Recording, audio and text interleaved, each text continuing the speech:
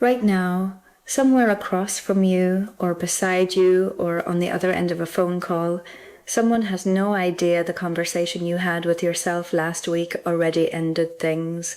They're still planning weekends, still assuming next month looks like this month, still operating inside a version of this that you quietly closed the door on a while ago, and they don't know, because you haven't told them yet, and honestly, you're not entirely sure how you would even begin to say it in a way that would make sense to them.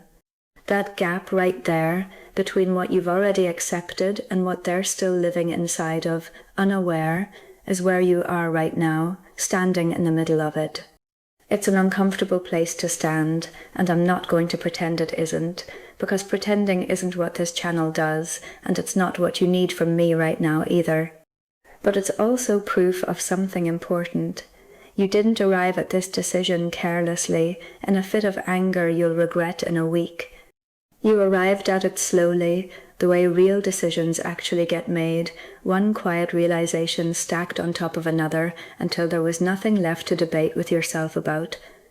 Maybe you've caught yourself mid-conversation lately, nodding along to plans that felt strangely distant, like you were watching yourself agree to something you already knew wasn't going to happen the way it was described, saying yes with your mouth while something else in you had already quietly said no.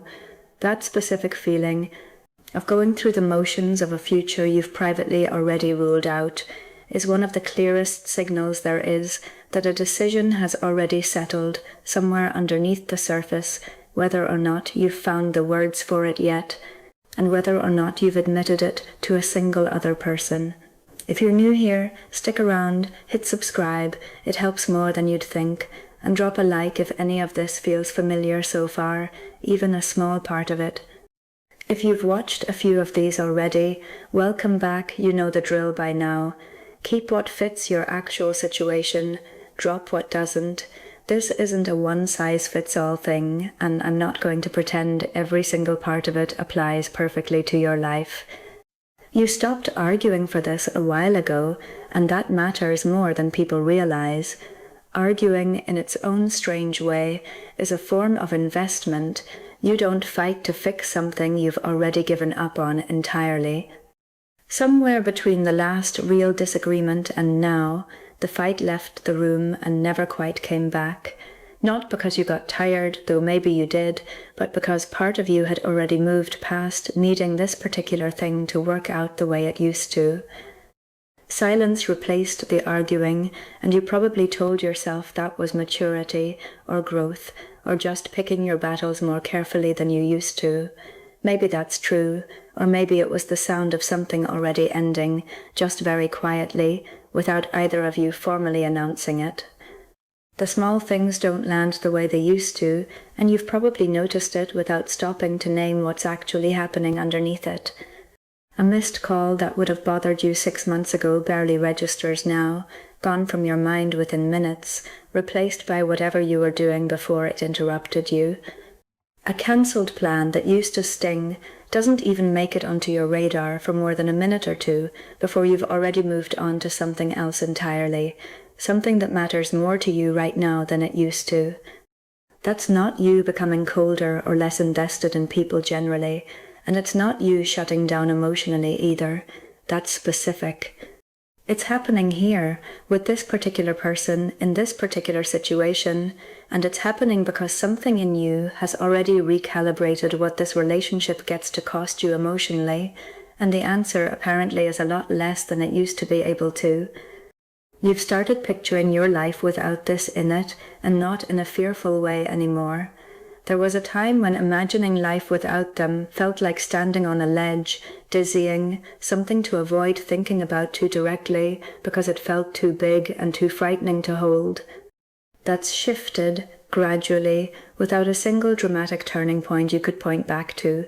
The picture has gotten steadier, more detailed, less like a threat and more like a plan you're quietly assembling without meaning to, filling in details you didn't consciously decide to think about. Where you'd live, who you'd tell first, what an ordinary Tuesday would actually feel like on the other side of this. People don't build detailed pictures of outcomes they're still actively trying to avoid. They build them for outcomes they're already, quietly, preparing to walk into. There's a grief already moving through you, and it started before anything actually ended out loud. This confuses people, because grief is supposed to come after loss, not before it, at least according to how most people were taught to think about it. But when a decision has already been made internally, even one that hasn't been spoken out loud yet to a single other person, the body and the heart don't always wait for the official announcement before they start processing what's coming. You may have noticed unexpected waves of sadness attached to ordinary moments, a song that used to mean something, a shared memory that surfaces out of nowhere, a routine you know, without quite admitting it, is about to stop being yours entirely. That's not confusion, and it's not you being overly sensitive about something small. That's you saying goodbye in advance, in the only way you currently know how to do it, long before the actual words get said. You stop trying to fix it, and that's different from giving up out of exhaustion, even though the two can look nearly identical from the outside looking in. There's a specific kind of quiet that settles in once someone has genuinely stopped trying to repair something. A quiet that isn't bitter or angry, just finished, almost peaceful in a strange, unexpected way you didn't see coming. If you've noticed yourself no longer reaching for the usual repair attempts, the apology you used to be quick to offer, the compromise you used to be willing to make, the conversation you used to be ready to have, even when it was uncomfortable, that absence isn't laziness, and it isn't you giving up too easily. It's information. You've already run the calculation, whether consciously or not, and landed somewhere past the point where fixing still felt worth the effort it would take. You've stopped explaining yourself, and that's worth paying attention to more than you probably have been up until now. Early on, in almost any relationship, most people over-explain, justifying their feelings in careful detail, defending their needs point by point, trying to make absolutely sure the other person understands exactly why something bothers them so much, walking them through the reasoning step by step. Somewhere along the way, that stopped happening for you. Not because you ran out of things to say, and not because you no longer care about being understood. It stopped because part of you already knows this isn't going to be fixed by a better explanation, no matter how carefully worded it is. You've quietly moved from trying to be understood to simply preparing for what comes next, and that shift, subtle as it is, tells you almost everything you need to know about where you actually stand. The guilt you're carrying isn't proof you're wrong about this, no matter how heavy it feels in the moment or how convincing it seems in the middle of the night when everything feels bigger than it does in daylight. A lot of people mistake guilt for a signal to reconsider everything from scratch, when really, guilt shows up almost automatically whenever someone disappoints another person's expectations, regardless of whether the underlying decision itself is actually right or wrong. Feeling guilty about ending something doesn't mean the ending is a mistake you're about to make. It usually just means you're a person who cares about the impact your choices have on someone else, even someone you're preparing to walk away from, and that capacity for care isn't a reason to abandon a decision you already know is right for you. This doesn't need to be a dramatic scene to be real, no matter what a lifetime of movies and television has taught you to expect from moments like this. There's a version of ending things that people expect, the big blow-up, the tearful confrontation across a kitchen table, the door slamming shut behind someone walking out for good. Real endings are usually quieter than that, more like a slow exhale after holding your breath for longer than you realized, than an explosion that announces itself to everyone in the room. You don't need a perfect cinematic moment to make this valid or official. You just need honesty, delivered whenever you're actually ready to deliver it, in whatever way genuinely fits who you are, not who you think you're supposed to be in a moment like this. You don't need them to agree with your timeline for this to be real, even though part of you might wish they'd somehow just already know without you having to say a word.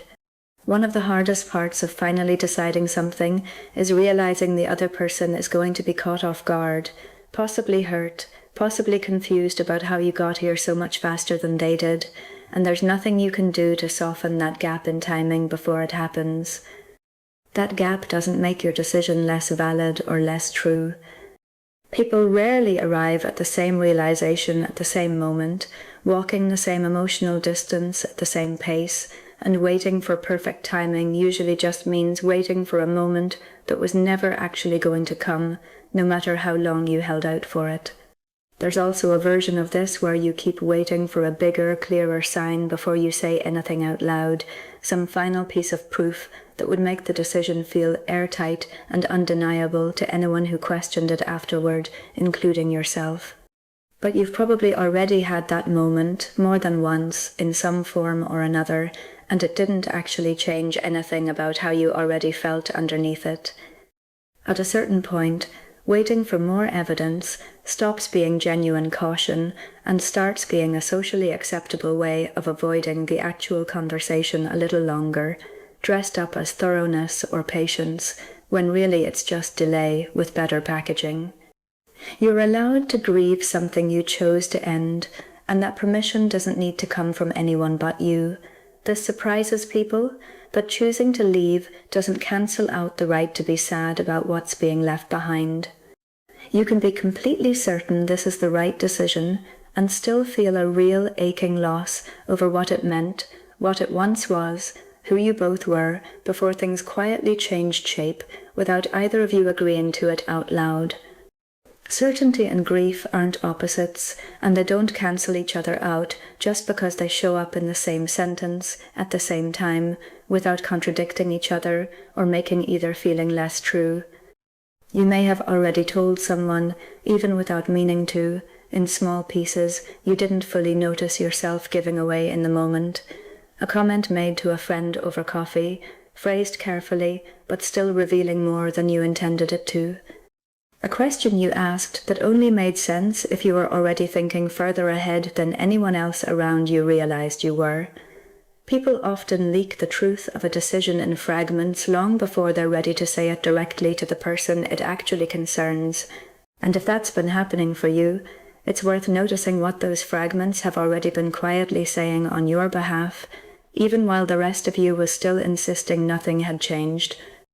There's a difference between staying because you're still genuinely choosing this, and staying because leaving feels like too much to organize right now, the conversations, the logistics, the version of your life that would need to be rebuilt afterward. It's worth being honest with yourself about which one is actually happening underneath everything else. Staying out of genuine choice looks and feels completely different from staying out of logistics, exhaustion, or fear of the mess that comes after saying the thing you already know needs saying out loud.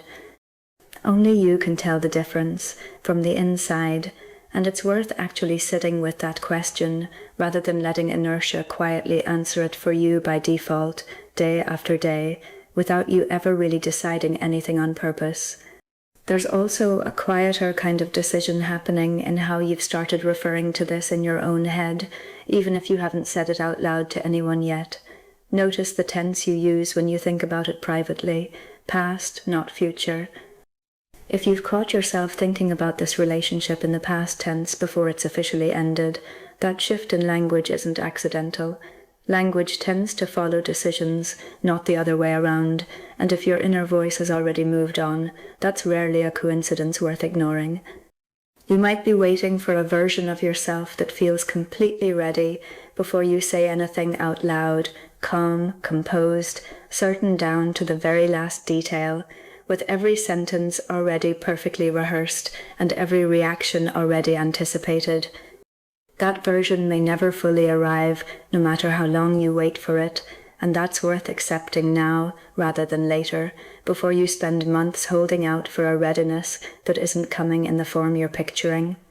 Most people who finally have this conversation describe feeling nervous right up until the actual moment they start speaking, and then something shifts once the words are actually out in the open, once the decision stops living only inside their own head and starts existing in the world where it can finally be responded to, dealt with, and moved past.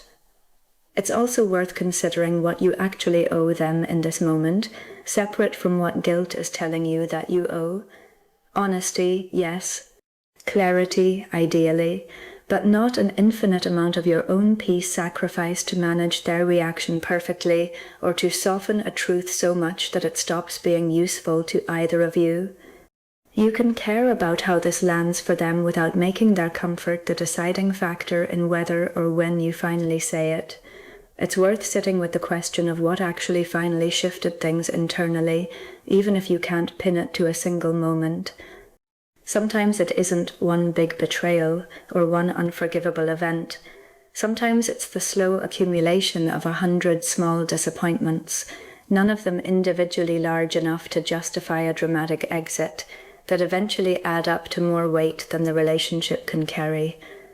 If your reasons for this feel small when you list them out one at a time, that doesn't mean they're not enough.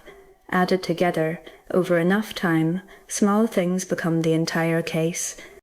The version of you on the other side of this conversation is already waiting, more settled than you might expect right now, while you're still standing in the middle of all this uncertainty, unsure exactly how or when to finally say the thing out loud. People who've finally said the thing they'd already decided internally tend to describe a strange kind of lightness afterward, even in the middle of something genuinely hard, even while they're still sorting out logistics or explaining things to people who weren't part of the original decision. Not happiness exactly, and not relief exactly either, but something closer to finally matching the outside of your life to what's already true on the inside of it. That match, once it happens, is worth more than most people expect going in, because the exhaustion of maintaining a mismatch between the two is heavier than most people give it credit for while they're still living inside it. You already decided.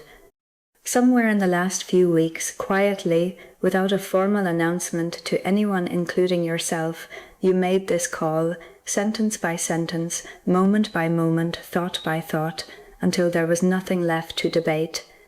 They don't know yet, and that's completely okay for now. Timing is yours to choose, and nobody gets to rush you into a conversation you're not ready to have on someone else's schedule or timeline. But carrying a decision you've already made, while still pretending nothing's changed around them, is its own kind of exhausting, a performance that costs you more every day you keep it running, and you don't have to keep doing it for their sake or anyone else's once you're ready to stop.